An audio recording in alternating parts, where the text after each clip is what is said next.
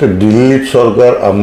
আমাৰে ওলাইছে দেই মুখত ক্ষমা কৰিব 501 আকৌ এটেক কৰি দিব নে ক্ষমা কৰিব দেই 501 স্বয়ং মুখ্যমন্ত্ৰীয়ে কৈছে হত্যা কৰা বুলি পৰিৱেশটো লাগিছে হত্যা কৰা বুলি যদি হত্যা কৰিছে নিশ্চিতভাৱে ন্যায় লাগিব আৰু বিধানসভাৰ মজিয়াত যদি সোমাব পাৰোঁ মই ৰাইজে যদি পঠায় তে প্ৰথম মোৰ দাবী হ'ব জুবিন গাৰ্গৰ ন্যায় আৰু এই ন্যায় যুদ্ধ মই কৰিম তো মোক এতিয়াই বোলে MP বনিলোঁ তাৰমানে মোৰ কোৱেই মই ক্ষমতা লোভী তাৰমানে তেতিয়াহ'লে মই ক্ষমতা লোভী তেতিয়াহ'লে বিধায়ক হোৱাৰ মনটো কিহৰ কাৰণে দুটা কাৰণ দেই এটা স্পষ্টৰূপে যে মোৰ নিজৰ জন্মস্থান যিটো মোৰ সমষ্টি দিছপুৰ তাতে মই সেৱা কৰা সেই আৱেগিক মুহূৰ্তটোত আপুনি কিছুমান কথা কৈ দিছিলে সেই কথাবিলাকে পৰৱৰ্তী সময়ত আপোনাৰ ৰাজনৈতিক যিটো যাত্ৰা তাত ক'ৰবাত আমনি কৰিব নেকি নাই কৰিব মোৰ আপত্তি নাই মই সত্য কথা ক'লে যদি বেয়া মানুহ হয় সত্য কথা ক'লে যদি বেছি কথা কোৱা হয় তেতিয়াহ'লে মই সত্যত থাকোঁ দিয়কচোন বেয়াই মানুহ হওক বাজপেয়ীজী মই যি ভগৱানৰ দৰে বাৰু মই সেনেকৈ সোধা মানুহ যে আপুনিতো প্ৰধানমন্ত্ৰী হ'ল এতিয়া আমাৰ বিদেশী সমস্যাটোৰ ক্ষেত্ৰত আপুনি কি ক'ব কৈছে তই ইমান সাহস কৰিছে বুলি তই আকৌ সাহসৰ কি কথা মোৰ লগত থাকিছে তই এনেকুৱা সাহস কৰি দিলি বাজপেয়ীজীক কেনেকৈ সুধিলি মই আৰে মই এইটো সাহসৰ কি কথা এইটোতো সঁচা কথা এই সঁচা কথাখিনি যদি সাহসিতা বুলি কয় তেতিয়াহ'লে সাহস কৰি কৈছোঁ এই সত্য কথাটো কওঁতে যদি বেয়া কাম কৰিছোঁ বুলি কৈছে তেতিয়াহ'লে বেয়া কাম কৰিম এই কথাখিনি কওঁতে যদি বেছি কথা কোৱা হয় তেতিয়াহ'লে মই বেছি কথা কৈছোঁ ঠিক আছে মানুহৰ নিজৰ দৃষ্টিভংগীৰ বিশ্লেষণটো যি তেওঁলোকৰ মতে হ'ব এতিয়াতো মানে দিছপুৰ সমষ্টিত এনেকুৱা হৈছে অসমৰ 126টা সমষ্টিৰ আটাইতকৈ বেছি খৰচ হ'বলৈ সমষ্টি এইটো এইকেইদিন দিছপুৰ আৰু অসমৰ ভিতৰত আটাইতকৈ কম পইচাৰে মই এইবাৰ নিৰ্বাচনত আগুৱাই যাম আৰু জয় হ'ম চাব নঘটিবলগীয়া ঘটনাটো হ'ল যেতিয়া আপোনাক বঞ্চিত কৰা হ'ল তেতিয়া খন্তেকৰ সময়ৰ বাবে বিচলিত হৈ আপুনি ৰৈ গৈছিলে নে তৎমুহূৰ্ততে আপোনাৰ সিদ্ধান্তটো হৈছিলে নাই মই সিদ্ধান্ত আচলতে সঁচা ডাঙৰ মই কি হ'ল মই সাধাৰণতে মই যিটো স্থিতিত থাকি টিকেট পোৱা নাই সেইটো স্থিতিত মোৰ নিচিনা যিকোনো কাৰ্যকৰ্তা এজনৰ কাৰণে মানে হয় হাৰ্ট এটেক হ'ব লাগিব নহ'লে হাৰ্ট ফেইল হ'ব লাগিব তাৰমানে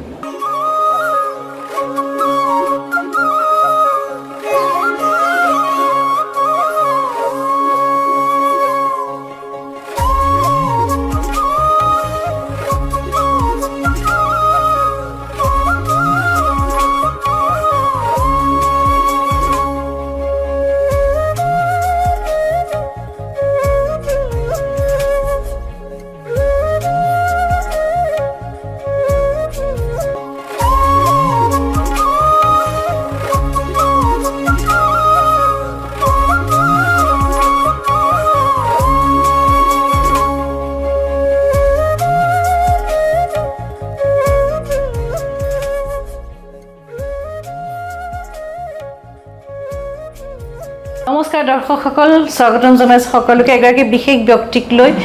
আমি সময়ত আপোনালোকৰ সন্মুখত আহি উপস্থিত হৈছোঁ অতি পৰিচিত এগৰাকী ব্যক্তি সন্মুখ সময়ত এগৰাকী যুঁজাৰুৰ দৰে আগবাঢ়ি গৈছে আমাৰ এগৰাকী শ্ৰদ্ধাৰ ব্যক্তি আৰু তেখেত হৈছে জয়ন্ত কুমাৰ দাস ডাঙৰীয়া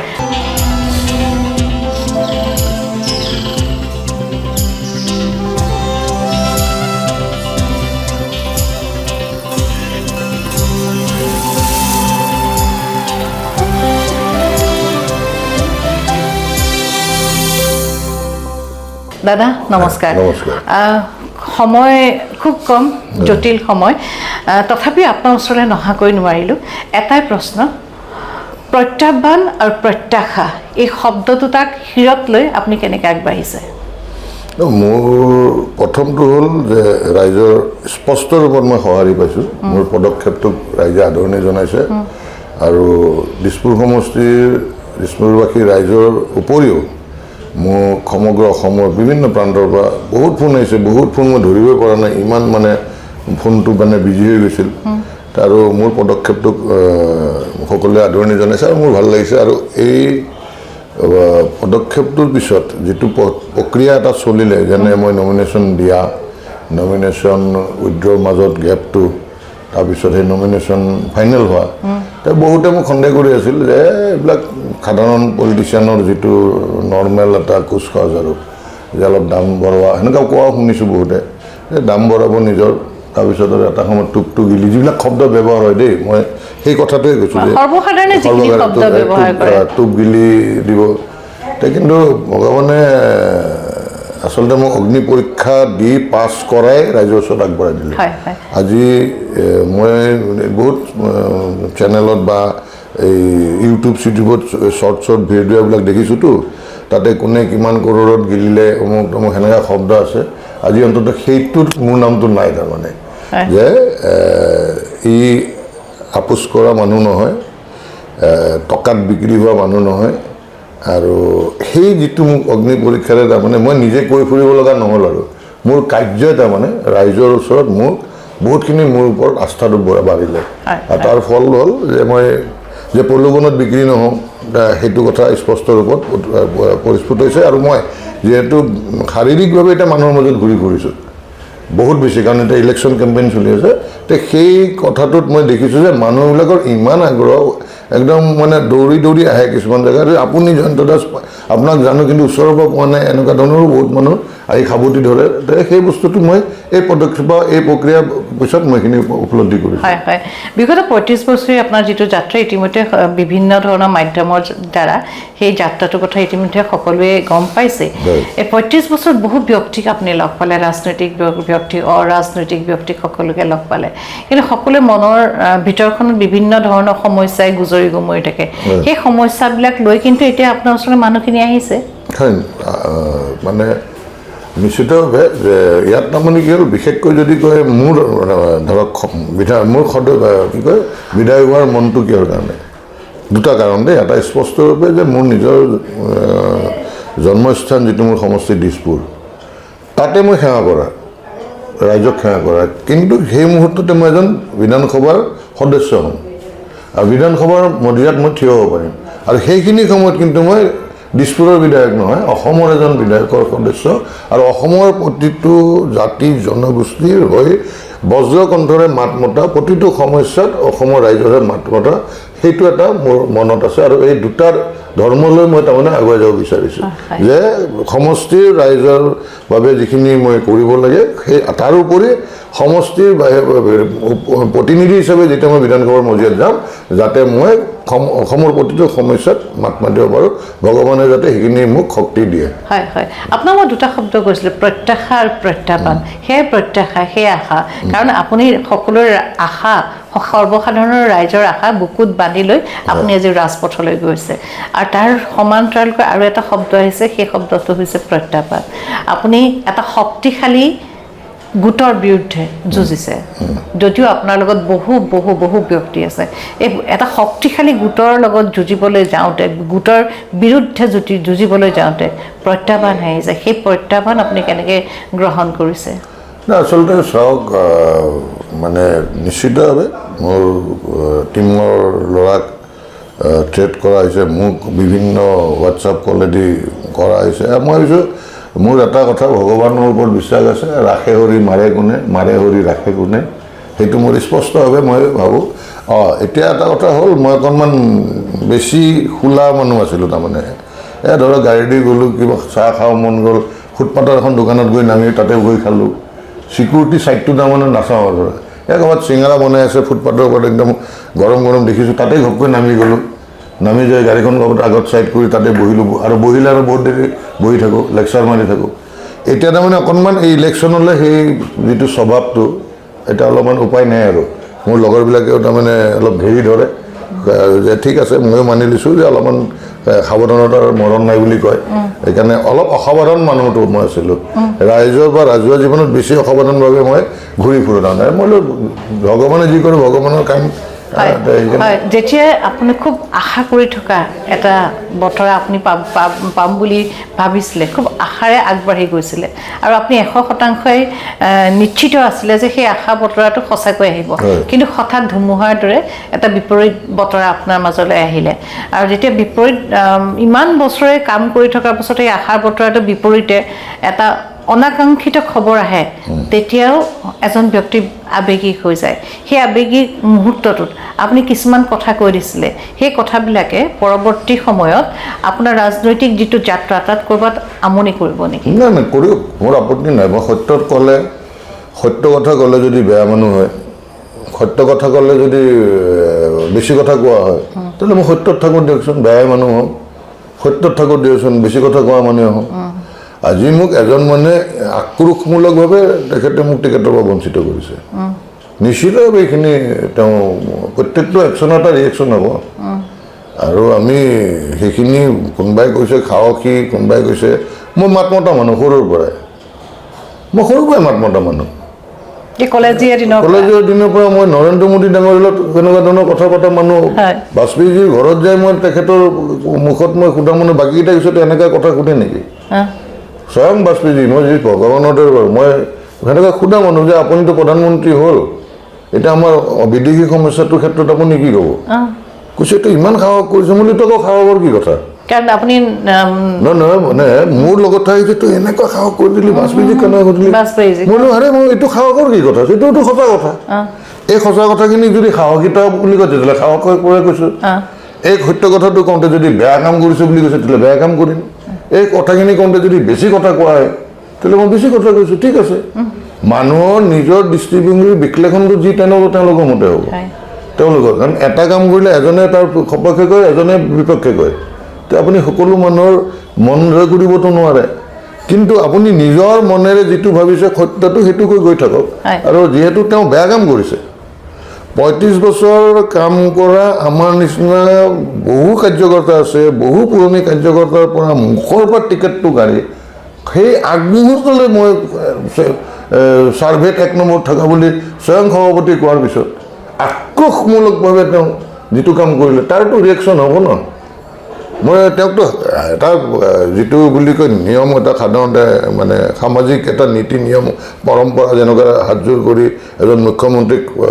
নমস্কাৰ জনাই কথা পাতিব লাগে, সেইবিলাকত আছোঁ। কিন্তু সেইবুলি কি মই হাতযোৰ কৰি থাকিম, তেওঁ মোৰ প্ৰতি অন্যায় কৰিব মই একো ৰিয়েক্ট নকৰিম? তেওঁতো ভগৱান নহয় নহয়, তেওঁ ভগৱান নহয় নহয়। যে ভগৱানক আমি সদায় মানে ভগৱানে মাতক নামাতক, কষ্ট দিয়ক নিদিয়ক, ভাল কৰক নকৰক, সদায় ভগৱান সদায় ভগৱান কৰি থাকোঁ, সদায় সেৱা কৰি থাকোঁ। তো সেইকাৰণে মই একো ভবা নাই। আৰু যিকোনো প্ৰত্যাহ্বান ল'বলৈ প্ৰস্তুত আছোঁ, ল'বলৈ প্ৰস্তুত আছোঁ, কাৰণ মই সত্যত আছোঁ, সত্যত থকা মানুহ। হয়, ভাৰতীয় জনতা দলৰ কেন্দ্ৰীয় বিষয়ববীয়াসকল আপোনাক আহিছিলে, ব্যক্তিগতভাৱে আপোনাক লগ পাইছিলে, সেই সময়তো সৰ্বসাধাৰণে ভাবিছিলে হয়তো আপোনাৰ যাত্ৰা এইখিনিতে ৰৈ যাব বা আপুনি বেলেগ এটা দিশে আপুনি অগ্ৰসৰ হ'ব। তাৰ পাছতো আপোনাৰ মনটো নুকুমলিল, তাৰ পাছতো আপুনি নিজৰ সিদ্ধান্ত সৰুৰ পৰাই মোৰ ধৰক আপুনি এতিয়া কথা হ'ল, মই বিধানসভাৰ মজিয়াত অসম আৰু অসমীয়াৰ জ্বলন্ত সমস্যাসমূহে মাত মাতি এটা সদা জাগ্ৰত প্ৰহৰী হৈ কাম কৰাৰ মন। তো মোক এতিয়াই বোলে MP বনিলোঁ, তাৰমানে মোৰ কোৱেই মই ক্ষমতা লোভী, তাৰমানে তেতিয়াহ'লে মই ক্ষমতা লোভী তেতিয়াহ'লে। আৰু মই 2 বছৰমান আগতে মই মুখ্যমন্ত্ৰীকে সুধিছোঁ, যদি ভাই ইমানে অসুবিধা আছে তেতিয়াহ'লে মোক কোৱা, মই পুনৰ চিন্তা কৰিম, মই পুনৰ বিবেচনা কৰিম যে বিধানসভাত যদি মোক নিদিয়ে কেতিয়াও জীৱনত, তেতিয়াহ'লে মই ভাবোঁ তেতিয়াহ'লে মোক কি সাংসদ হিচাপে আগুৱাব? তেতিয়া মোক তেনেকৈ কৈছিল, এখন এপ্লিকেশ্যন দি থৈ দিবাচোন। তে মই ঠিক আছে, মোৰতো মন নাই, কিন্তু ঠিক আছে বাৰু, মোৰ এবাৰতো সেৱা কৰাৰ মন, এটাতো একবাৰতো অন্ততঃ ৰাইজক সেৱা কৰিব মন আছে প্ৰতিনিধি হিচাপে। তো সিপিনেও কথা দিছে, ইয়াতেও কথা দিছে, তাৰপিছত কথা দি ছাৰ্ভে ধৰক বুলি কয় 1 বছৰ আগৰ পৰা ৰাইজৰ মাজত ঘূৰোঁতে আমাৰ কষ্টৰ ধন বহুত খৰচ হৈছে নহয়। তেওঁলোকৰ কষ্টৰ ধন নহয়, আমাৰ কষ্টৰ ধনটো। আমি কষ্টৰ ধন এটকা এটা খৰচ হ'লে আমাৰ গাত লাগে, তাৰমানে কাৰণ কষ্টৰ ধন, চিণ্ডিকেটৰ ধন নহয় নহয় যে আমাৰ। সেইকাৰণে এতিয়াতো মানে দিছপুৰ সমষ্টিত এনেকুৱা হৈছে, অসমৰ 126টা সমষ্টিৰ আটাইতকৈ বেছি খৰচ হ'বলৈ সমষ্টি এইটো এইকেইদিন দিছপুৰ। আৰু অসমৰ ভিতৰত আটাইতকৈ কম পইচাৰে মই এইবাৰ নিৰ্বাচনত আগুৱাই যাম আৰু জয় হ'ম চাব। এঘাটে তাৰমানে পইচাৰ উভৈনদী, একদম মানে ধুমুহা গতিত একদম মানে পানী বৈ অহাৰ দৰে আহি আছে, বাৰিষাৰ পানী ঢল বোৱাৰ দৰে। আৰু সেই মুহূৰ্তত কিন্তু মই আটাইতকৈ কম খৰচৰে, তাৰমানে 40 লাখ টকা হায়েষ্ট টাৰ্গেট। মোৰ 40 লাখ টকা নালাগে, তাৰমানে কাৰণ যিমান অফিচ তাৰমানে সকলো ৰাইজে দিছে, নিজৰ নিজৰ স্থানত ঠিক কৰি মোক কৈ আছে যে আমি এইটো ঠিক কৰিছোঁ, এইখিনি খৰচ চিন্তা কৰিব নালাগে, এইখিনি খৰচ। কিমান লাখ টকা দেখোন তাতে বাচি গ'ল, কিমান লাখ টকা। 40-50টা অফিচ হ'ব, গোটেই 40-50টা অফিচত কিমান লাখ টকা ৰাইজে দিলে দেখোন। একটা অফিচৰ কাৰণে মই পইচা দিব লগা নাই তে ৰাইজে মোক আঁকোৱালি লৈছে মানে এই কথাষাৰ আপোনাৰ লগত প্ৰতিপন্ন হয় যে ৰাইজে নখ জোকাৰিলে নৈ বয় নিশ্চিতভাৱে ৰাইজে যদি নখ জোকাৰিলে নৈ বয় ৰাইজে ভগৱান ৰাইজে ৰজা ৰাইজৰ ইচ্ছা যদি হয় ৰাইজে যদি ভাবে মোক বিধায়ক বনাই মোৰ এই প্ৰতিবাদী সত্তাটোক অসমৰ মাত মতা সত্তাটোক জীয়াই ৰাখি আগুৱাই লৈ যাব তেতিয়াহ'লে কোনো অপশক্তিয়ে একো কৰিব নোৱাৰে আৰু যদি ৰাইজে ভাবে নাই ইয়াৰ কাৰণে বাদ দে এইবিলাক বাদ দে তেতিয়াহ'লে আৰু নাই এইবাৰ প্ৰথমবাৰৰ কাৰণে দিছপুৰীয়া ৰাইজৰ সন্মুখত এটা বাট মুকলি হৈছে যে ঘৰৰটোক দি এবাৰ আগুৱাই চাওঁ ঘৰৰটোক মই ঘৰৰ ল'ৰা তাৰমানে দিছপুৰৰ সন্তান আৰু পৰৰটোক বাদ দি ঘৰৰটোক দি এবাৰ চাওঁ ঘৰৰটোক আজিলৈ বছৰ বছৰ দশক এই পৰৰে আহি ইয়াত মানে বিধায়ক হৈছে ঘৰৰ এজনে আজিলৈ হোৱা নাই মই প্ৰথম স্থানীয় ব্যক্তি হিচাপে মই প্ৰথম আগুৱাই আহিছোঁ আৰু এটা পৰ্যায়ত উপস্থিত হৈছোঁ য'ত ৰাইজে মোক সহজতে বিধায়ক বনাব পাৰে সহজতে বনাব পাৰে সেইকাৰণে ৰাইজৰ ওপৰতে আৰু মই দৃঢ় বিশ্বাস তেতিয়া ভাবিছিলোঁ যে মই 5 বছৰ আগৰ পৰা কেম্পেইনিং কৰি আছিলোঁ ৰাইজৰ মাজত ঘূৰিছিলোঁ ৰাইজক সুধিছিলোঁ যে মোক অহাবাৰো নিদিব পাৰে কাৰণ সৰুতে কেঁচুই খুটিলে কি খাপে খুটিলে কেঁচুলৈ ভয় তিনিবাৰ মোক দিম কৰি থকা আছে মই তেতিয়া এবাৰ ভাবিলোঁ ৰাইজক কোনো ৰাইজে কেতিয়াবা পাই গৈছে নাই আপুনি খেলিব লাগিব তুমি খেলিব লাগিব তই খেলিব লাগিব তোক ভোট দিম বুলি কৈ বুঢ়াই হ'লোঁ এতিয়া ভোট দিয়াৰ আগতে ওপৰতে গুচি যাম নেকি এবাৰ ভোট দিওঁ এনেকুৱা ধৰণৰ বিভিন্ন কথা বতৰা মানে আপুনি কেইবাটা প্ৰজন্মৰ পৰা সাহস পাইছে তিনিটা প্ৰজন্মৰ পৰা সাহস পাইছে গোটেইখিনি কাৰণ এতিয়া আমি আপোনালোকৰ এই ঘৰটোলৈ আপোনাৰ ঘৰটো মানে আপোনাৰ এই চৌহদলৈ কাৰ্যালয় সদৃশ এই চৌহদলৈ আহোঁতে আমি বহু ব্যক্তিক দেখা পাইছোঁ আৰু মোৰ ভাল লাগিছে যিসকল ব্যক্তি আহিছে তাৰ মাজত মই যুৱ প্ৰজন্মকো দেখা পাইছোঁ কাৰণ যুৱ প্ৰজন্মক আজি আশাৰ বতৰা দিয়াটো বহুত জটিল কথা এটা তেওঁলোকে বহুত ধৰণে বিশ্লেষণ কৰে কথাবিলাক আপুনি এতিয়া আৰু এটা প্ৰশ্ন মই সোধোঁ যেতিয়া আপোনাৰ লগত নঘটিবলগীয়া ঘটনাটো হ'ল যেতিয়া আপোনাক বঞ্চিত কৰা হ'ল তেতিয়া খন্তেকৰ সময়ৰ বাবে বিচলিত হৈ আপুনি ৰৈ গৈছিলে নে তৎমুহূৰ্ততে আপোনাৰ সিদ্ধান্তটো হৈছিলে নাই মই সিদ্ধান্ত আচলতে সঁচা ডাঙৰ মই কি হ'ল মই সাধাৰণতে মই যিটো স্থিতিত থাকি টিকেট পোৱা নাই সেইটো স্থিতিত মোৰ নিচিনা যিকোনো কাৰ্যকৰ্তা এজনৰ কাৰণে মানে হয় হাৰ্ট এটেক হ'ব লাগিব নহ'লে হাৰ্ট ফেইল হ'ব লাগিব তাৰমানে কাৰণ ইমানখিনি কৰি মই কিন্তু কি হ'ল মোৰ আগৰ পৰা সন্দেহটো আছিল নহয় কি জানিবা মোক নিদিব পাৰে মোক মই তেতিয়া অলপ দিন এনেকৈ ষ্টাৰ্ট হৈ ৰখি আছোঁ ৰখি থাকি তাৰপিছত গোটেইখিনি বহি একদম মনত দুখ চবেই হুলস্থুল লগাইছে মানে ৰচনা হাল্লা নকৰিবি এই ভগৱানে যি কৰে ভালৰ অৰ্থে কৰে বাকী একদম জামুৰ খাই উঠিল চব মোৰ লগত থকাখিনি এই মুহূৰ্তত আপুনি সেনেকুৱা ধৰণৰ কথা কৈছে নহয় ভগৱানে যি কৰে ভালৰ কাৰণে ভগৱানে এইটো বিচৰা নাই মই এই মানে এই নেতৃত্বৰ অধীনত টিকেট লৈ জিকাটো ভগৱানে বিচাৰিছে মই খেলিব লাগিব আৰু অন্যায়ৰ বিৰুদ্ধে থিয় হ'ব লাগিব অন্যায়ৰ বিৰুদ্ধে মাত মাতিব লাগিব মোৰ মূৰত সোমালে আৰু সেইকাৰণে মই যি সেইদিনাখনৰ পৰা যেনেকৈ কাম আৰম্ভ কৰিছোঁ পূৰা ৰখি থকা নাই আৰু ঘূৰি আছোঁ আৰু মই বিশ্বাস কৰক যেনেকুৱা অফুৰন্ত সঁহাৰি পাইছোঁ তাৰমানে এনেই ধৰক নিৰ্বাচনত খেলা প্ৰত্যেকজন প্ৰাৰ্থীয়ে যাৰ ছিকিউৰিটি ফৰ্টিফিট হয় তেওঁ জিকিম কয় সেইটো এটা কমন ডাইলগ হয় তাৰমানে কিন্তু মই যিটো দেখিছোঁ প্ৰত্যেকটো চুবাত প্ৰত্যেকটো গলিত য'ত গৈছোঁ তাতে কৈছোঁ যে আমি আছোঁ আৰু মানে উন্নয়ন কমিটিবিলাকৰ পৰা নিজে যে ফোন কৰিছে আমি আপোনালোকৰ লগত আছোঁ আপুনি থাকক মই মানে একদম বিৰাট ভাল লাগিছে যে সত্যৰ লগত সঁচাই মানুহ থাকে সত্যৰ লগত মানুহ থাকে আৰু সত্যৰ লগত আশীৰ্বাদটো আছে ৰাইজত বাকী আৰু আকৌ ভগৱান বিৰাট বিশ্বাস কৰোঁ দাদা আৰু এটা কথা এটা নতুন দলৰ যাত্ৰা আৰম্ভ হৈছে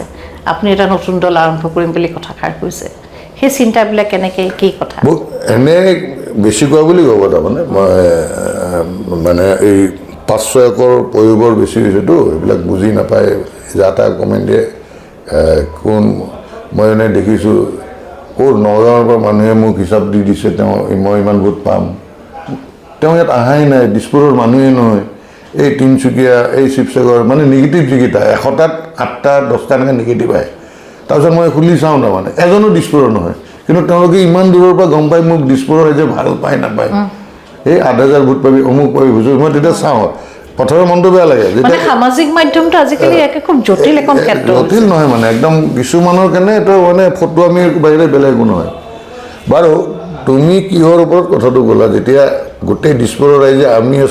আছোঁ বুলি 90% কমেণ্ট আছে তাত মাজত এটা কমেণ্টে মই এনেকৈ সুধি চাওঁ মানে হিচাপ কৰি দিছে তেওঁ ইমানে জানে নগাঁৱত থাকি তিনিচুকীয়াত থাকি শিৱসাগৰত থাকি এই সমস্যাৰ একো ভূ নোপোৱা মানুহটোৱে হিচাপ দি দিয়ে তাৰমানে মানে ইমান কম পাম আপুনি কিমান ভোট পাব কিমান ভোট পাম এইবিলাক এতিয়া সস্তীয়া এতিয়া মোৰ যিটো প্ৰশ্ন আপোনাৰ উত্তৰ যদি মই কওঁ মোৰ বিশ্বাস কৰক একদম এটা নিকা দল এটা মোৰ খোলাৰ মন বহুত দিন আগৰ পৰা আছিল তাৰমানে কিন্তু এতিয়া সেইটোতো আজিৰ সমাজত সম্ভৱ নহয় কিন্তু মই যিটো দল খুলিম তাত এটা কথাই স্পষ্ট মই ৰাইজক কৈছোঁ কোনো দাগী মানুহক সেই দলৰ সদস্য হ'ব নোৱাৰিব নালাগে আমাক তাৰমানে উঠি অহা প্ৰজন্মৰ ভাল কেলিবাৰ থকা আমাৰ দলৰ যি পুৰণা ভাল কাৰ্যকৰ্তাবিলাক আছে যিবিলাকে ত্যাগ কৰিছে যিখিনি মানে বহুত মানে প্ৰফেচাৰে ফোন কৰিছে তাৰপিছত ষ্টুডেণ্টে ফোন কৰিছে মানে ভালো লাগিছে মনটো বয়সটো কৈছে মোৰ বয়স 23 বছৰ বোলে ইমান সৰুতে কৈছে ন আপোনাৰ এইটো ভাল লাগিছে সেইকাৰণে আমি এতিয়া বুক কৰিছোঁ মানে কেনেকুৱা কিছুমান শব্দ মানে মেম্বাৰশ্বিপটো এডভান্স বুক কৰা বুলি কৈছে এতিয়া বাকীকেইডালত মই হাঁহিওছোঁ তাৰমানে ইমান হেৰিৰ ভিতৰত যে মানুহৰ এতিয়াও এটা দলৰ অসমতো প্ৰয়োজন আছে মই পলিটিকেলি মই আপোনাক কওঁ সঁচাই আছে আৰু বহুত কমেণ্ট ভাল পজিটিভ কমেণ্ট দিছে আৰু সেইটো ক্ষেত্ৰত আগবাঢ়িলে এতিয়া এনেকুৱা হৈছে যে অসমৰ ৰাজনীতিত অনাগত দিনসমূহত সৰ্বসাধাৰণে ভাবিছে যে এটাই ৰাজনৈতিক দল হ'ব আৰু বিৰোধী শক্তি কমে নমনীয় হৈ গৈছে নহয় চাওক এতিয়া আজি মই বাতৰি কাকত এখনত দেখিছোঁ যে মুখ্যমন্ত্ৰীৰ মন্তব্য কিবা শেষ ৰণৰ যুঁজ অমুক বাংলাদেশী তমুক মিয়া ঠিক আছে দিল্লীত চৰকাৰ আমাৰে ওলাইছে দেই মুখত ক্ষমা কৰিব 561 আকৌ এটেক কৰি দিব নে ক্ষমা কৰিব দেই 501 দিল্লীত চৰকাৰ বিজেপিৰ অসমত চৰকাৰ বিজেপিৰ চৰকাৰে কৰিবলগীয়া বিষয় এটা নিৰ্বাচনৰ আগত কিয় এইবিলাক ইমান সাম্প্ৰদায়িক পৰিৱেশ বিনষ্ট কৰে এইখন সমাজত তুমি সৰুৰ পৰাই হিন্দু আৰু মুছলমান একেলগে ডাঙৰ হৈছোঁ নহয় জানো ইমান নাপায় ইমান মানে সাম্প্ৰদায়িক বিনষ্ট কৰি দিছে নাপায় আচল কথাৰ পৰা দূৰত গুচি যায় তাৰমানে এটা বংগমূলৰ মানুহ এইটো 1920 চন 11 চন এনেকুৱা টাইমত তেখেতসকলতো আহিছে আৰু কিছুমানতো এনেকুৱা একদম খিলঞ্জীয়া জনগোষ্ঠী আছে যি মানে দেশীসকল তেওঁলোকৰ ভাষাটোও বৰ্তমান বংগমূলীয় মুছলমানৰ লগত মিলে তাৰমানে আপুনি ক'ব নোৱাৰে যে এইটো আমি যিটো সাধাৰণতে ধৰক শব্দ উচ্চাৰণৰ ক্ষেত্ৰত কওঁ যে মিয়া মিয়া তাৰমানে সেইসকলো তেনেকুৱা ধৰণৰ তাৰমানে একদম দেখাই অৱয়ব ভাষা পৰ্যন্ত কিন্তু তেখেতসকল খিলঞ্জীয়া তো সেইকাৰণে যিটো কাম চৰকাৰে কৰে সেইটো কাম চৰকাৰে নকৰি সেইটোক জীয়াই ৰাখি বাৰে জীয়াই ৰাখি ঠিক নিৰ্বাচনৰ বৈতৰণি পাৰ হ'বৰ কাৰণে এক পৰিৱেশ নিৰ্মাণ কৰা এইটোৰ বিৰুদ্ধে কিন্তু ৰাইজে চিন্তা কৰে আচলতে যেতিয়া ৰাইজে যিকোনো এটা চৰকাৰ বিৰোধী বিষয়ৰ ওপৰত মাত মাতিবলৈ চেষ্টা কৰে তেতিয়া তেনেকুৱা কিছুমান ইছ্যু ৰাইজৰ মাজলৈ আগবঢ়াই লৈ যায় সেইটোৱে কথা ৰাইজে বুজিব লাগিব ৰাইজে ভাবিব দাদা এতিয়া কথাটো হ'ল আপোনাৰ কেইটামান নিৰ্দিষ্ট নীতি আছিল যে আপুনি বিধায়ক হ'লে ৰাইজৰ মাজলৈ এইকেইটা বিষয় লৈ আপুনি যাব বিশেষকৈ আপোনাৰ আটাইতকৈ মোৰ ভাল লাগে আমি এই বিষয়ত পূৰ্বেও কথা পাতিছোঁ এই যে হৃদয় মানে আন্তৰিকতাৰ যিটো যাত্ৰা আন্তৰিক সম্পৰ্কৰ যিটো যাত্ৰা এইটো আপোনাৰ মানে জনপ্ৰিয়তাৰ এটা সাংঘাতিক ডাঙৰ মানে হেৰি বুলি ক'ম পদক্ষেপ সেই আন্তৰিকতাৰ যাত্ৰাইতো আপুনি ইমান দিন ইমানখিনি কাম কৰিলে নাই মানে কি হ'ল ৰাজনীতি থাকি কিছুমান অসুবিধা হয় মানুহে ধৰক ঘপকৈ নিগেটিভটো ভাবে তাৰমানে কাৰণ নিগেটিভ কথাবিলাক আমাৰ পলিচিয়ানবিলাকে কৰি মানুহৰ আস্থা নোহাইছে এতিয়া আপুনি নাম নুসুধাকৈ মই কওঁ জুবিন গাৰ্গৰ কথাটো জুবিন গাৰ্গ যেতিয়া গানেই গোৱা নাছিল বিবৰা কলেজত লগ পাইছিলোঁ সেই 4 বছৰমান জুনিয়ৰ আছিল চাগে পাহৰিছোঁ এতিয়া তেতিয়া জুবিন গাৰ্গ হৈ উঠা নাই মানে আমাৰ আজিৰ মৰমৰ হিয়াৰ আমঠুৰ জুবিন গাৰ্গ হোৱা নাই তাৰপিছত জুবিন গাৰ্গৰ বেলতলা বিহুখন গুৱাহাটীৰ এখন লেখত ল'বলগীয়া বিহু বেলতলা বিহুত মই কণ্টিনিউৱাছলি 8 বছৰ জেনেৰেল ছেক্ৰেটাৰী আছিলোঁ আৰু ভূপেন হাজৰিকাক বাদ দি এইখিনি সময়ত মিতালী বাইদেউ জীয়াই আছিল জুবিনৰ ঠিক প্ৰথম উঠোঁতে এতিয়াও মনত আছে হায়েষ্ট তাৰমানে হায়েষ্ট যিটো কি বুলি কয় মূল্য মাননীয় হায়েষ্ট মাননীয় মিতালী বাইদেউ আৰু জুবিনৰ হৈ উঠিল 8,000 টকা গুৱাহাটীৰ মানে বেলতলাত সেই তেতিয়াই মই তাৰ লগত মোৰ মানে বহুত কথা মিলে তই তাৰ কৈছোঁ ৰাইজ বেয়া নহ'ব যিহেতু ভাতৃসুলভ সম্পৰ্ক এটা কলেজীয়া দিনৰ পৰা এই মানুহক ক্ষয় কৰা মানুহক খাৰাংকাজ কথা কোৱা সঁচা কথাটো খাৰাংকাজ কৈ দিয়া মোৰো তাৰ লগত মিলে মই কিমান বাৰ যে জুবিন সমাধি ক্ষেত্ৰত গৈছোঁ তাৰ ঠিক নাই যেতিয়া মনটো কিবা বেয়া লাগে এনেকৈ মই গুচি যাওঁ মানুহবিলাকে জানে আৰু বহুত বাৰ গৈছোঁ নাই বুলি ক'লে 50 বাৰৰ ওপৰ এতিয়ালৈ গৈছোঁ কিন্তু যোৱা একমাহ মানে এই টিকটৰ পাল্লাত পৰি দিল্লী অহা যোৱা কৰি একমাহমান মোৰ গ'ল তাৰপিছত মই এতিয়া ব্যস্ত হৈ আছোঁ এই 2 দিনতে মই নিৰ্বাচনৰ আগত এবাৰ যামেই তাত মই যাই আহিম তে জুবিনৰ সেই সত্তাটোত আজি স্বয়ং মুখ্যমন্ত্ৰীয়ে কৈছে হত্যা কৰা বুলি পৰিৱেশটো লাগিছে হত্যা কৰা বুলি যদি হত্যা কৰিছে নিশ্চিতভাৱে ন্যায় লাগিব আৰু হুহুকা পিছলা মানে নীতি বা পৰিৱেশ সৃষ্টিৰে নহ'ব আৰু বিধানসভাৰ মজিয়াত যদি সোমাব পাৰোঁ মই ৰাইজে যদি পঠায় তে প্ৰথম মোৰ দাবী হ'ব জুবিন গাৰ্গৰ ন্যায় আৰু সেই ন্যায় যুদ্ধ মই কৰিম মই নিশ্চিতভাৱে কৰিম কাৰণ এটা সত্তা হয় যিটো সত্তা ওচৰৰ বুলি লগ পাই থাকোঁ বুলি ভবা নাছিলোঁ কিন্তু যিটো পিছত উপলব্ধি কৰিছোঁ তাৰমানে জুবিন গাৰ্গৰ কথাটোক সেইটোক এনেকুৱা নহ'ব এই ন্যায়ৰ বাবে বিধানসভাৰ মজিয়াত সজিৰে এতিয়া সেইটো এটা ডাঙৰ বিষয় আৰু এটা কথা নতুন প্ৰজন্মক লৈ এতিয়াও আপোনাৰ প্ৰথম কামটো কি তেওঁলোকক আপুনি কি বাৰ্তা দিব বিচাৰিছে চাওক নতুন প্ৰজন্মৰ কথাটো হ'ল এটা হ'ল শিক্ষিত যিখিনি নতুন বজাত উঠি অহা শিক্ষিত আছে তেখেতসকলে নিজৰ লাইন নিজে তেওঁলোকে ঠিক কৰি ল'ব কিন্তু আমি মন দিব লাগিব কোনখিনি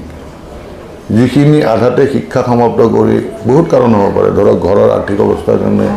বা বিভিন্ন বেয়া সংগৰ কাৰণে কিবা নিচাত পৰি এনেকুৱা বিভিন্ন হ'ব পাৰে ন যে তেওঁলোকৰ কাৰণে সমাজত সন্মুখটো বিৰাট বেছি চেলেঞ্জিং তাৰমানে কি কৰিব তেওঁলোকে শিক্ষিতসকলেতো নিজৰ শিক্ষাৰ জৰিয়তে তেওঁলোকে ঠিক গুচি যাব ঠিক কৰি ল'ব এইখিনিক লৈ তাৰমানে মই বিশেষকৈ ভাবোঁ তাৰমানে যে এইখিনিক লৈ য'ত যোন যেনেকৈ এক্সপাৰ্ট ধৰক আমাৰ মেডিচিন প্লাণ্টেশ্যনৰ পৰিৱেশ আছে খুব কম জেগাতে বহুত ধৰণৰ কাম কৰিব পাৰি এইটো মানে ধান খেতি বা অন্য খেতি নিচিনা বিঘা মাটি নালাগে মানে মাত্ৰ 1 বিঘা মাটিতে বহুতখিনি মই কৰিব আৰু মই সেনেকৈ এক্সপাৰ্টৰ লগত কাম কৰি আছোঁ চাই থাকোঁ মই মোৰ ওচৰৰে ল'ৰা এজন সেইবিলাক কৰি সেই সৰুৰ পৰা এতিয়া সি বহুত ডাঙৰ মানুহ হৈ গ'ল তাৰমানে ডাঙৰ ইন দ্য চেন্স মই কৈছোঁ ডাঙৰে আজি বেংকে লোন সেইজনে মানে এপ্ৰুভ কৰিলে দিয়ে তাৰমানে এইটো পজিশ্যনত গুচি গ'ল সেইকাৰণে সেই চকুৰ পৰা উঠা ল'ৰাজনে কৰি থকা কামখিনি যদি আমি সেই উঠি অহা প্ৰজন্মক ভগাই যদি আমি কামবিলাক দিওঁ একটো যদি নিচাত মগ্ন হৈ আছে নিচা মুখ পৰা ওলাই আহিব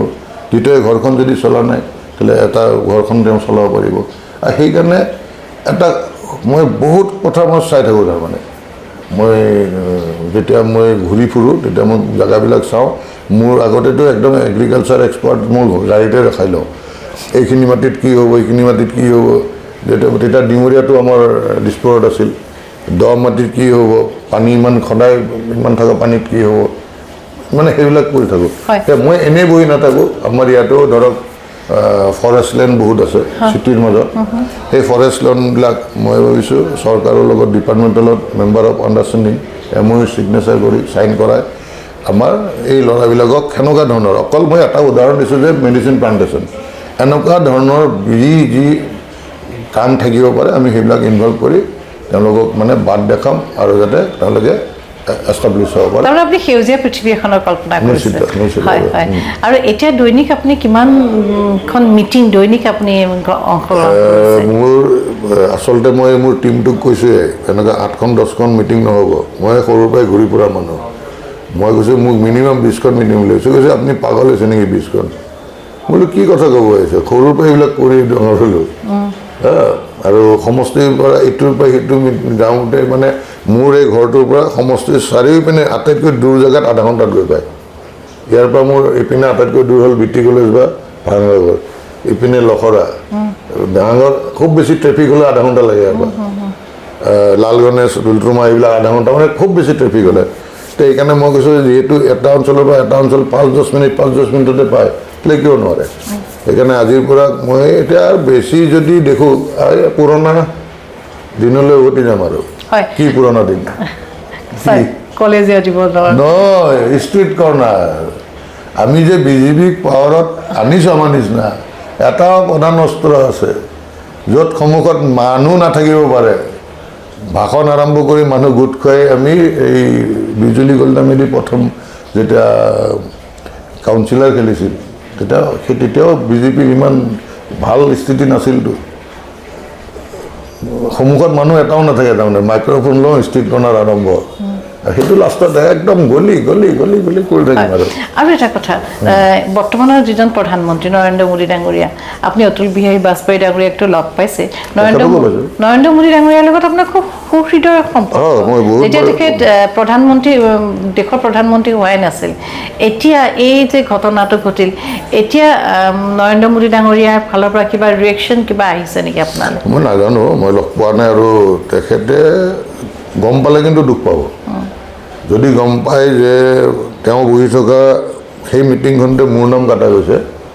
কাৰণ মই 99-ত মই তেওঁক একবাৰো লগ পাইছোঁ। 99-ত তেওঁ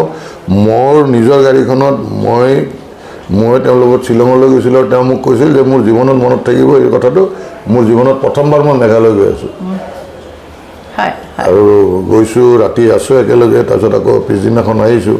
তাৰপিছত ইয়াৰ গুৱাহাটীত থাকিল, তাৰপিছত তেওঁ মই এয়াৰপৰ্ট পৰ্যন্ত থৈ আহিছোঁ। তাৰপিছত দিল্লীত যোৱাৰ পিছত দিল্লীত কেইবাবাৰো তেওঁক লগ ধৰিছোঁ। কিন্তু তেওঁ গম নাপায় চাগে যে কুটিল ষড়যন্ত্ৰৰ বলি হৈ তেওঁ থকা সভাখনতে মোৰ নিচিনা গৈছোঁ দেই। 1999 চনত 1999 চনত এজন সফল ডেকা ল'ৰা এজনে তেওঁক লগত লৈ গৈছিল, আৰু সেই কথাটো তেওঁ যদি জীৱনৰ 35টা বছৰ আপুনি এটা দলক দিলে। হয়, এতিয়া ত্ৰিকোণীয় প্ৰতিদ্বন্দ্বিতা হ'ব দিছপুৰ সমষ্টিত। ক'ৰবাত ইজনে সিজনৰ কাৰণে ভয় খাইছে? নাই, চাওক, এই আচলতে একেবাৰে মই স্পষ্টভাৱে কৈছোঁ, আপুনি প্ৰতিদ্বন্দ্বিতাত মীৰা বৰঠাকুৰে যোৱাবাৰ লোকসভাত যিমান ভোট পাইছে তাতকৈ ভোট নাবাঢ়ে, ভোট কমিব। কাৰণটো হ'ল যে মই যিহেতু ইয়াত শিপাৰ লগত জড়িত, কলেজ, স্কুল, ছাত্ৰ সন্থা এইবিলাক কৰিছিলোঁ নহয়, এতিয়া তাৰে বহুত মানে মোৰ লগৰ বা ভাইটি ইতিমধ্যে মোক আহি কৈছে যে ভাই অন্ততঃ দিছপুৰত আমি আৰু পাৰ্টি নকৰোঁ, আছোঁ। মই হিচাপে বিশ্বাস কৰিছোঁ, আৰু বহুত ভোট তাৰমানে মোৰ লগৰ বা সম্পৰ্ক থকা হিচাপে তাৰমানে বহুত ভোট আহিব। এইবাৰ যুৱ প্ৰজন্মৰ ভোটে বিশেষ অগ্ৰাধিকাৰ লাভ কৰিব। আৰু দ্বিতীয় স্থানত কিন্তু মীৰা থাকিব, মীৰা বৰঠাকুৰ ডাঙৰীয়ানী, আৰু DNA-ত কংগ্ৰেছ থকা গৰাকী তৃতীয় স্থানত থাকিব। তৃতীয় স্থানৰ পৰা ক'ৰবাত গ'লে হয়, এই ভুলতে পদুম ফুলত টিপিব ন কিছুমানে, সেইখিনিতো ভোট পাব, সেইকাৰণে যে তৃতীয় স্থানত। আৰু শেষ প্ৰশ্ন, এইবাৰ যিটো নিৰ্বাচন সম্পূৰ্ণ শুদ্ধভাৱে হ'বনে? কোনো ধৰণৰ নাই, মই বিশ্বাসেই নকৰোঁ। সৰুৰ পৰা পোৱা মানুহ এজনৰ নেতৃত্বত নিৰ্বাচন মই বিশ্বাসেই নকৰোঁ স্পষ্টভাৱে। মোক তাৰ বাবে 500 একৰ বা যি কওক আপত্তি নাই, কিন্তু মই বিশ্বাসেই নকৰোঁ। এই কটনত জেনেৰেল ছেক্ৰেটাৰী পৰা ডিবেট কৰাৰ পৰা সঁচাক মিছা কোৱা প্ৰতিযোগিতাত প্ৰথমৰ পৰা এক্সপাৰ্ট, সপক্ষে বা বিপক্ষে নহয় জানো? তৰ্ক প্ৰতিযোগিতাখনত সপক্ষে বা বিপক্ষে থাকে, বিষয়টোৰ শুদ্ধটো এটাই হয়, তাৰ যিটো শুদ্ধৰ বিৰুদ্ধে কোৱাটো মানে অশুদ্ধতা প্ৰেক্টিচ থাকে না সৰুৰ পৰাই, সেইকাৰণে মই বিশ্বাস নকৰোঁ। কিন্তু চাওঁ যে আপোনাৰ যে শক্তিশালী মনটো, আপোনাৰ আত্মাৰে যিটো কথা বিশ্বাস কৰে, সেই বিশ্বাসক দৃঢ়তাৰে মানি আগবাঢ়ি যোৱা এই শক্তিশালী মনটোৰ আঁৰত কি আছে? নাজানো, মোৰ ঘৰৰ ছাপোৰ্টটো আছে, নিশ্চিতভাৱে ঘৰৰ ছাপোৰ্ট আছে, পৰিয়ালৰ ছাপোৰ্ট আছে, মাৰ ছাপোৰ্ট আছে। মায়ে মোক ফোন কৰিয়ে থাকে, এনকাৰেজ কৰিয়ে থাকে। আজি মাৰ প্ৰায় 42 বছৰ হ'ল। মই তাৰমানে এতিয়াও এই যিমান পৰিঘটনা হ'ল, যিমানখিনি মানুহৰ ৰেছপন্স দেখি মোৰ পৰিয়ালে কৈছে যে আপোনাক ৰাইজে বিচাৰিছে কাম কৰাৰ কাৰণে আপুনি সেইটো লাইনতে আগবাঢ়ি থাকক হয় এনেকুৱা ছাপোৰ্ট পোৱাৰ কাৰণে আচলতে হয় দাদা খুব ব্যস্ত আপুনি আজিও আপোনাৰ এখন দীঘলীয়া তালিকা ইতিমধ্যে আমি গম পালোৱে আজিও আমাৰ সন্মানীয় অভ্যাগতগৰাকীয়ে তেখেতে আজিও 20খন সভাত অংশগ্ৰহণ কৰা এটা দীঘলীয়া তালিকা লৈছে তাৰ মাজতে তেখেতে সময় দিলে আটাইতকৈ ডাঙৰ কথা যদি দৃঢ় মন এটা থাকে আৰু শক্তিশালী মন এটা থাকে যি কথা আত্মাৰে বিশ্বাস কৰে সেই কথাত কেতিয়াও সেই চিন্তাত কেতিয়াও কোনো বাধাই তেওঁক মানে হেঙাৰ হ'ব নোৱাৰে আৰু তাৰে প্ৰতীক মোৰ সন্মানীয় অভ্যাগতগৰাকী আমি সকলোৱে আশা কৰিছোঁ ইমান সততাৰে সৎ চিন্তাৰে ৰাইজৰ মাজলৈ গৈ ৰাইজৰ কাম কৰিবৰ বাবে এখন আসন বিচাৰিছে মোৰ সন্মানীয় অভ্যাগতগৰাকী আৰু এই আসনখনৰ বিচাৰিছে এই কাৰণে ৩৫টা বছৰে তেখেতে এটা দলক দিলে ৩৫টাতকৈ 2টা দশকত 3টা দশকতকৈ বেছি দিন ৰাইজৰ মাজত থাকি ৰাইজৰ কাম কৰি থাকোঁতে তেখেতে অনুভৱ কৰিলে যে এখন আসনলৈ যোৱাৰ পাছত ৰাইজৰ কামখিনি বেছিকৈ কৰিব পাৰি ৰাইজৰ মৰমখিনি আদায় কৰাৰ পাছত ৰাইজৰ আশাৰ বতৰাখিনি লৈ যাবৰ কাৰণে এখন আসনৰ প্ৰয়োজন আৰু সেই আসনখন পাবৰ বাবেই মোৰ সন্মানীয় অভ্যাগতগৰাকীয়ে আজি এখন যুঁজত নামিছে আমি সকলো তেখেতৰ লগত আছোঁ আৰু আশা ৰাখিছোঁ দিছপুৰবাসীৰ ৰাইজে ইতিমধ্যে তেখেতৰ কথা বুজি পাইছে কিন্তু তেখেতৰ অন্তৰাত্মাৰ আহ্বানক সঁহাৰি জনাই তেখেতক সেই আসনখনলৈ লৈ যাব দাদা পুনৰবাৰ আপোনাক আমি স্বাগতম জনাইছোঁ অভিনন্দন জনাইছোঁ আৰু আপোনাৰ আশা পূৰণ হ'ব আমি দৰ্শকসকল এইগৰাকী আমাৰ সন্মানীয় অভ্যাগত শ্ৰীযুত জয়ন্ত কুমাৰ দাস ডাঙৰীয়া তেখেতৰ লগত কথা পাতি খুব ভাল লাগিল এতিয়া যুঁজাৰ সময় যুদ্ধ ক্ষেত্ৰত নামি পৰা এজন সৈনিকক আমি ক্ষন্তেক সময়ৰ বাবে আমাৰ এই মঞ্চলৈ আনিলোঁ কেনে পালে জনাব আৰু সকলোৰে পৰা আকৌ এবাৰ আশা কৰিছোঁ আমি সকলোৱে তেখেতৰ লগত থাকিম এই আশাৰে আপোনালোক সকলোৰে পৰা আমি বিদায় লৈছোঁ ধন্যবাদ